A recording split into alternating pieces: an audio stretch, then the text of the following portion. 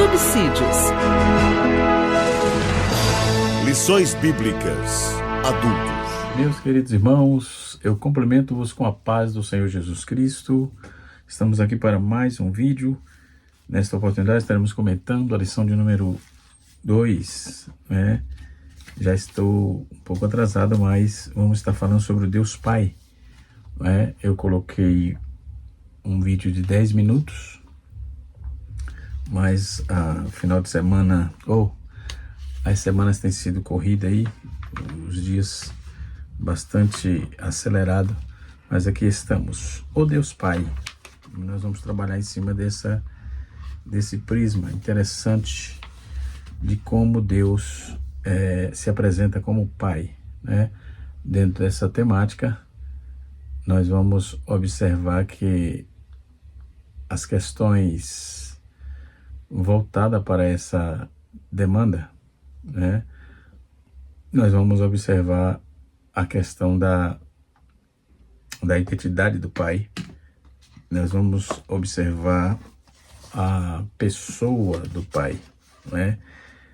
Nós temos muitas teologias sistemáticas por aí, do passado tentaram aí classificar os atributos morais e natureza de Deus, então, ao Supremo Ser. Porém, não se revelou simplesmente como para transmitir-nos conhecimentos teóricos a respeito de si mesmo. Pelo contrário, a revelação que ele fez de si mesmo está vinculada a um desafio pessoal, a uma confrontação e a oportunidade de homem, né, reagir positivamente em relação a isso. Isso fica bem evidente quando o Senhor se encontra com Adão, com Abraão, com Jacó, com Moisés, Isaías, Maria, Pedro, Natanael, Marta e assim sucessivamente, juntamente com estas muitas outras testemunhas, conforme está em Hebreus capítulo 12, versículo 1. Aí podemos testificar que estudamos o fim de conhecê-los e experimentar de forma experimentalmente, a não somente para saber a respeito dele, mas celebrar com júbilo o Senhor de todos os moradores da terra, conforme disse o salmista, servir o Senhor com alegria, apresentar a ele com canto. Salmo 100, verso de 1 a 3, todos os textos bíblicos que examinamos, nós vamos estudar o coração ditoso, a adoração, a serviço, a obediência ao único Deus verdadeiro, né? Então, a existência de Deus, a Bíblia não procura oferecer qualquer prova racional quanto à existência de Deus, porque isso vivemos, não é? É uma vivência, não é? Com Deus. Então, pelo contrário, não é?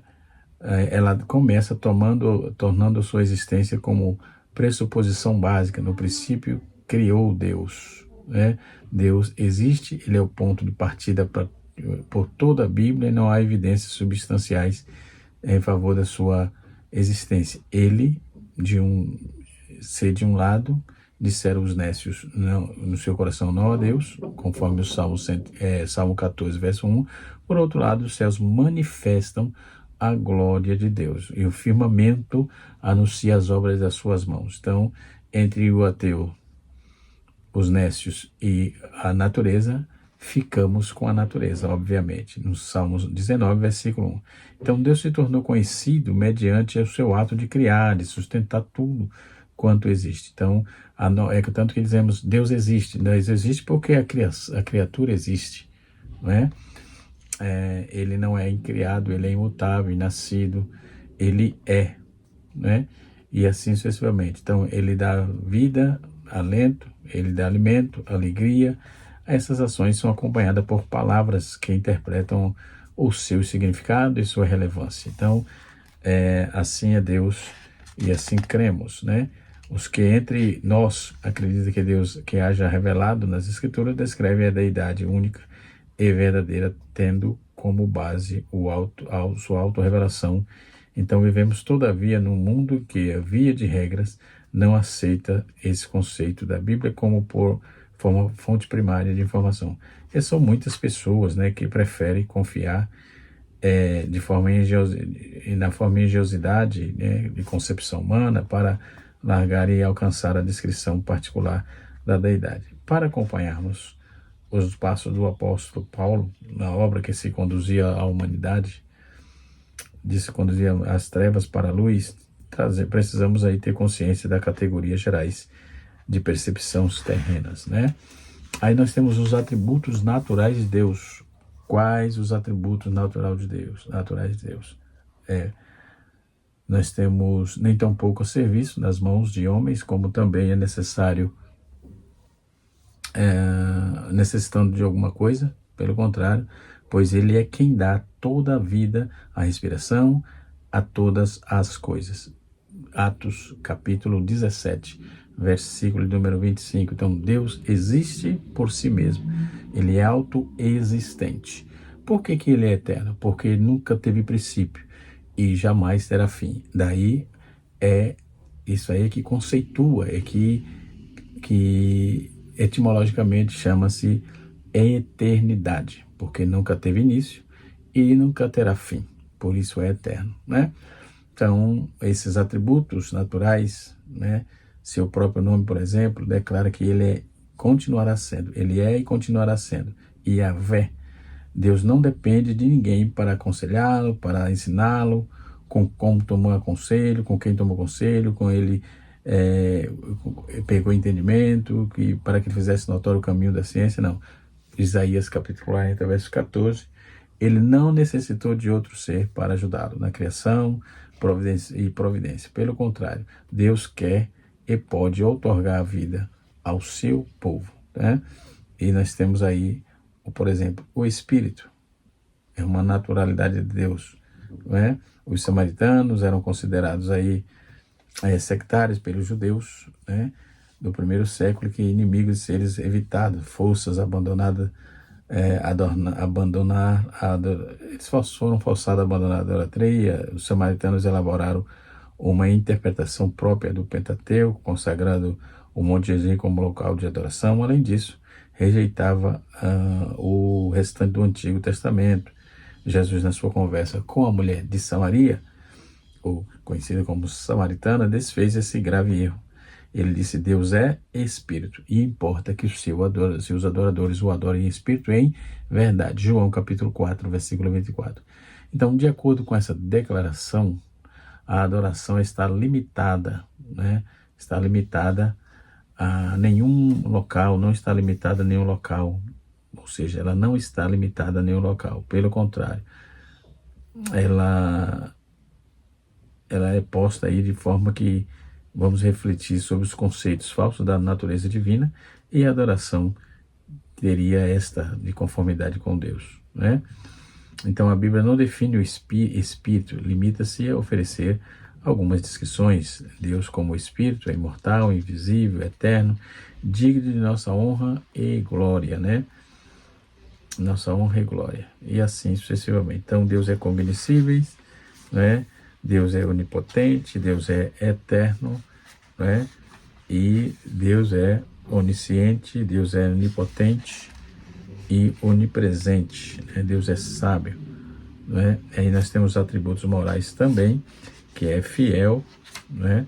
Que é bom, verdadeiro, paciente, amor, né?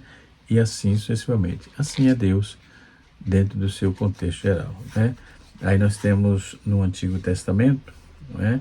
Deus no Antigo Testamento é um só Deus, não se revela pelos seus nomes, que se revela pelos seus nomes, pelos seus atributos e pelos seus atos, né? Mesmo assim, o Antigo Testamento ele lança algumas luzes, né, sobre a pluralidade, uma distinção da pessoa da deidade. Façamos o homem à nossa semelhança. Nós vamos, a partir desse pressuposto, observar que aqui começa a se notabilizar a uma pluralidade de Deus. Deus não poderia estar conversando com anjo ou com outros seres não identificados. Aí fica evidente no versículo 27 que ele se refere à criação do homem à imagem de Deus, né? Então o contexto indica uma comunicação interpessoal divina, né? Que requer uma unidade de pessoa na deidade. Então outras distinções nós vamos observar distinções pessoais da deidade não são reveladas nos textos que se referem ao anjo do Senhor, não é? Esse anjo é distinguido de outros anjos, né? Ou seja, é pessoalmente identificado como Yahvé, né? E assim sucessivamente. Nós vamos observar algumas nuances no texto. Então, Zacarias lança muita luz sobre isso, sobre esse assunto, ao falar do nome de Deus a respeito da crucificação do Messias, né? Sobre a casa de Davi e sobre os habitantes de Jerusalém, derramarei o espírito de graça e de súplica. Olharão para mim, a quem o transpassaram, e o penetrarão e o prantearão como pranteia por um unigênito. Chorarão amargamente por ele, como se chora amargamente pelo primogênito. Zacarias, capítulo 12, versículo 10. Aí fica claro que o único Deus verdadeiro, não é? Está falando da primeira pessoa, mim, né? Com referência a ter sido transpassado, certo? E assim sucessivamente. Então, nós temos aí toda essa demanda sobre o Deus Pai, né? Que é de fato muito interessante. Observando essa questão da identidade paterna de Deus, quando falamos estamos falando dele como ele é revelado nas Escrituras e na tradição cristã, não apenas como Criador, mas com origem, cuidado e amor. O Pai, como Criador, é a fonte de tudo, não é? Deus é chamado Pai porque a origem é a origem da vida, sustentador de todas as coisas, governa com sabedoria e justiça, entendeu? Não temos todos nós o mesmo Pai? Não nos criou o mesmo Deus? Mateus capítulo 2, versículo de número 10, não é? E aí nós temos o Pai como amor em relação à imagem do Pai, não é só uma autoridade, mas um afeto, a proximidade. Jesus revela isso claramente quando chamou Deus de Abba Pai. A palavra Abba Pai aqui é paizinho íntimo e amoroso. Então mostra que Deus não é distante, mas ele é acolhedor e compassivo, né? Outro ponto importante que devemos observar nessa lição é que o Pai mesmo vos ama, o Pai mesmo vos ama. João capítulo 16, versículo 27. Na parábola do filho pródigo, em Lucas 15, mostra a essência, né? O Pai espera, corre ao encontro, perdoa, restaura a dignidade, ou seja, a identidade de Deus Pai é o amor que gera disciplina, que cuida, e graça que restaura, não é? Então, nós temos essa identidade que é amor, que gera disciplina, que cuida, e de graça que restaura, não é? Então, o Pai como autoridade justa. Nós temos o Deus Pai também como no sentido de orientar, ensinar, corrigir com propósito. Então, o Senhor corrige a quem ama, como um pai ao filho a quem quer bem. Provérbios Provérbios capítulo 3, versículo 12. Ou seja, ele não oprime, ele forma. Deus não oprime, Deus forma. Esse Deus tribal que se falava há muito tempo, não é? Temos aqui um material interessante, né? Esse material é muito bom. Deixa eu ver aqui. Não é... Aqui. Muito interessante. A origem de Javé, quando vamos trabalhar sobre o nome de Deus, né? Recomendo esse material. É de alto padrão aí para conhecimento. É interessantíssimo, tá? Aí nós temos na fé cristã, Deus Pai, ele é provedor, é refúgio, é segurança, é identidade para o ser humano.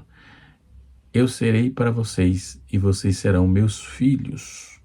1 Coríntios capítulo de número 6, versículo de número 18, não é? Aí isso nos mostra que a paternidade de Deus é espiritual, e eterna e transformadora, né? Aí nós temos a essência de tudo isso, tá? Então a identidade de Deus, ela tem um aspecto do Criador, ela é a fonte da vida, é o amor, é a relação, tem um aspecto amoroso que é a relação que cuida e acolhe, o aspecto da justiça que orienta e disciplina, nós temos a presença que é o que sustenta e nos dá segurança, e nós temos a graça que é o perdão e a restauração. Então, veja bem que nós temos 5 importantes trunfos diante desse Deus todo-poderoso que nos guarda. Aí nós temos o Pai, que é revelado no Filho, tá? Na nossa lição aqui, tópico número 2, não é? Ele fala da revelação, o que o Pai é revelado em Cristo. Deixa eu ver se é o tópico número 2, se não me foge da memória. Acredito que sim, sem muita díspare, né? É isso mesmo, o Pai é revelado no Filho, tópico número 2, tá aqui na lição, ok? Nós temos aí, ao falar do Pai revelado em Cristo, falar da forma mais profunda como Deus se mostra à humanidade. O Pai revelado em Jesus Cristo, antes de Jesus, Deus era conhecido como Criador, Senhor, Juiz e Deus de Israel. Em Cristo, Deus é revelado na forma pessoal e amorosa.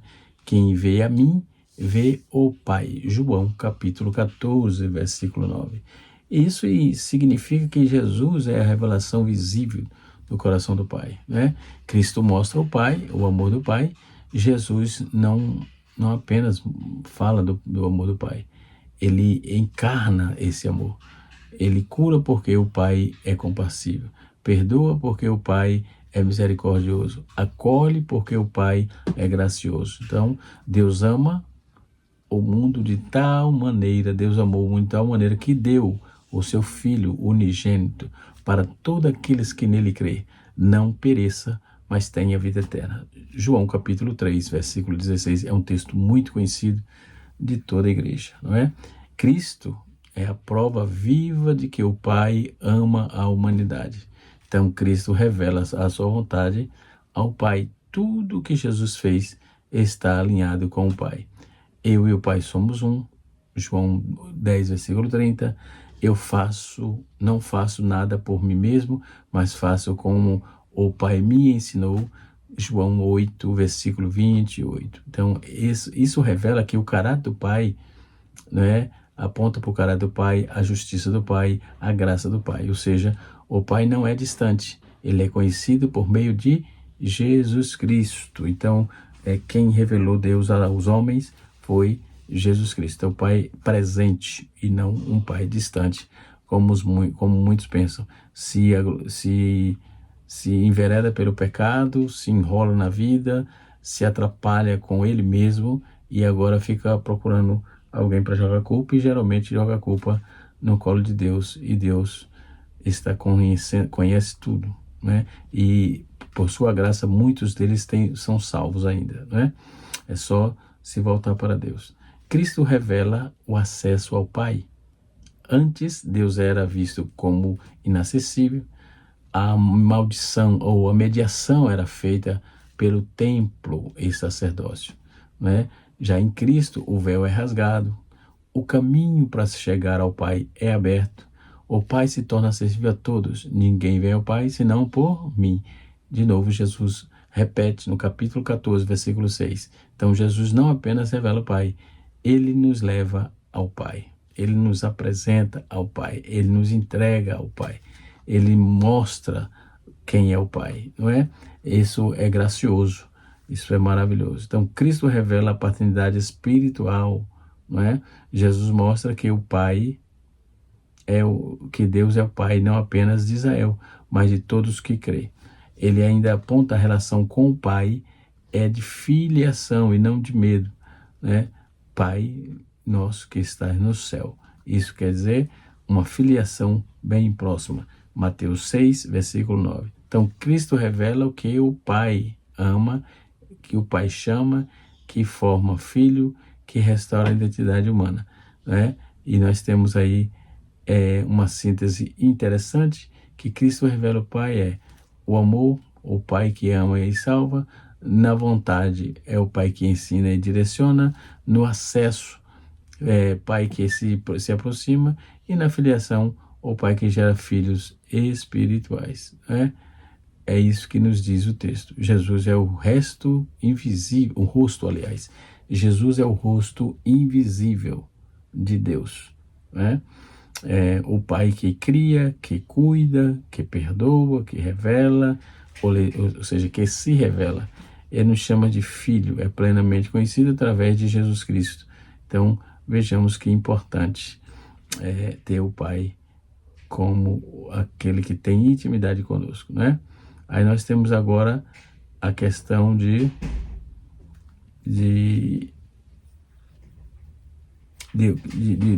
da pessoa do Pai, a pessoa do Pai, né? Então, falar da pessoa de Deus Pai é trabalhar direto com a mudança de visão, de pensamento, de coesão, de essência, não é? Então, o Pai, a pessoa do Pai, dentro do contexto cristão ou na fé cristã, ele não é só em essência, mas se revela em 3 pessoas, Pai, Filho e Espírito, não é? Isso que é Deus. Deus, a deidade, é composta assim. Isso é que é Deus, né? Fora disso é outra coisa, menos Deus, certo? O Pai não é parte de Deus. Ele é Deus plenamente. A sua identidade é pessoal. Nós vamos ver. O Pai é a fonte e origem. Ele é a origem do tema do Filho. Ele é a origem eterna do Filho e do Espírito Santo. Eu sou Deus, há um só Deus, Pai de todos e todas as coisas, né? Isso significa que o Pai é o princípio de tudo, é o gerador da vida e é o fundamento da criação e da redenção, né? Aí nós temos o Pai é amor eterno. Vou repetir. O Pai é amor eterno, né? O Pai ama o Filho desde a eternidade. Tu me amaste antes da fundação do mundo. João 17, versículo de número 24, né? Então, o amor do Pai é base da criação, é motivo da redenção e o coração do Evangelho, não é? Ele não é apenas amor, ele ama pessoalmente, não é? Então, podemos observar que o Pai é revelado por Cristo. Jesus não veio apenas falar de Deus, ele veio mostrar quem é o Pai. Ninguém conhece o Pai senão o Filho, aquele a quem o Filho quiser revelar. João ou Mateus capítulo 11, versículo de número 27. Então, o Pai é misericordioso, o Pai é compassivo, o Pai é perdoador, o Pai é acolhedor. Cristo Jesus é a expressão viva dessa paternidade, ok? Então, o Pai é autoridade santa e justa. Ele governa todas as coisas com sabedoria, Pai justo, né? Sua autoridade não oprime e forma, não condena por prazer, restaura. Pelo contrário, ele não oprime, ele forma, ele não condena por prazer, ele restaura, não rejeita, ele chama para perto. Então, ele disciplina quem ama, né? Ou seja, disciplina porque ama, certo? Então, por exemplo, o Deus Pai é relacional. Ele não é uma forma impessoal. Ele é um ser pessoal que fala, que ama, que chama, que se relaciona. Então, o próprio Espírito testifica que somos filhos de Deus. Romanos 8, versículo 16. Então, a identidade do Pai é de proximidade e cuidado, ok? Podemos ver os aspectos que a pessoa do Pai é. Dentro da origem, ele é a fonte de tudo. No contexto do amor, ele ama e garante e gera e restaura. O amor, ele ama, gera e restaura. Na questão da justiça, autoridade santa e boa, né? No quesito de revelação, conhecido em Cristo. No sentido da relação, o Pai presente e pessoal, né? Então, Deus é o Deus eterno, criador, amoroso. Ele é o Pai que se revela, é o Pai que adota o Filho e chama de filho para si. Ele é santo, justo, ele é amoroso e pessoal, né? Isso é Deus dentro das suas prerrogativas, né? Dentro do seu contexto geral, tá certo? Aí assim entendemos como é que é Deus o Pai, ok? Aí nós vemos essa relação da pessoa de Deus, os nomes que se revela, por exemplo, quando vamos trabalhar os nomes de Deus, nós vemos que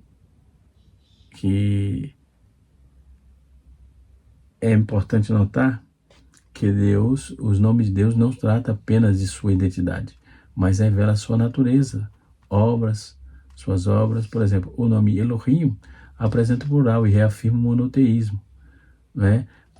E aí alude aí a pluralidade da Trindade. El Shaddai revela que Deus como Todo-Poderoso, né? Nós temos aí ele revela como Deus é todo-poderoso. Adonai, certo? É o mesmo que grego Kyrios, né? Que manifesta em sua autoridade como Senhor. Então, o tetragrama pessoal de Deus é YHWH, certo? Que é revelado como eu sou ou que sou, né? Então, os nomes pessoais de Deus é de fundamental importância para entendermos essas questões, né? Revela o seu caráter, sua natureza e a forma de agir.